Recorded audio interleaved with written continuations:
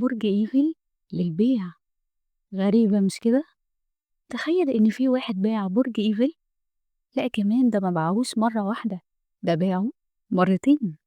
بس خلونا الأول قبل ما ندخل في تفاصيل قصتنا الغريبة النهاردة، تعالوا نتعرف على المحطة اللي قبلها في حياة بطل القصتين. أول ما تعرفنا على صاحب القصة بتاعتنا النهاردة كان من خلال عرضه لصندوق سحري بيقول إن الصندوق ده يقدر يستنسخ الفلوس. يعني إيه الكلام ده؟ يعني تحط فيه فلوس ويزود لك هو الفلوس، بس في شرط واحد للعملية دي، اللي هو مرور 6 ساعات بين كل عملية والتانية. يعني تحط فيه $100، بعد 6 ساعات تطلع لك $100 تانية. الموضوع ده شكله مغري جدا، وده اللي حصل لكتير من الناس، أغرتهم القصة دي جدا وأغراهم شراء صندوق. مين يحب يكسب فلوس من غير أي مجهود؟ كتير طبعا. وبالفعل الراجل صاحب قصتنا النهاردة قدر يبيع الصندوق بأكتر من $30,000.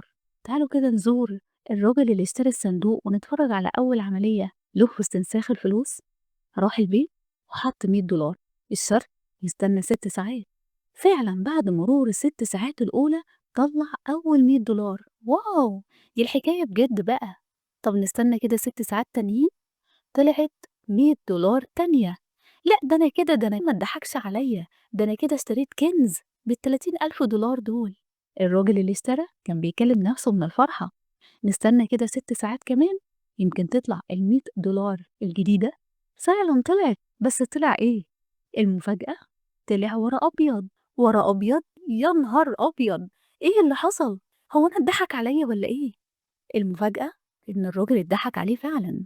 طب أمال ايه حكاية $100 الأولى اللي طلعت وال$100 التانية؟ الحقيقة إن بطل قصصنا النهاردة كان حاطط $200 دول بنفسه في الصندوق قبل ما يبيعه، وكانت ال6 ساعات الأولى والستة التانية كانوا كافيين جدا إن هو يختفي على الأنظار. ولما اللي اشترى واتضحك عليه يدور عليه يلاقيه فص ملح وداب.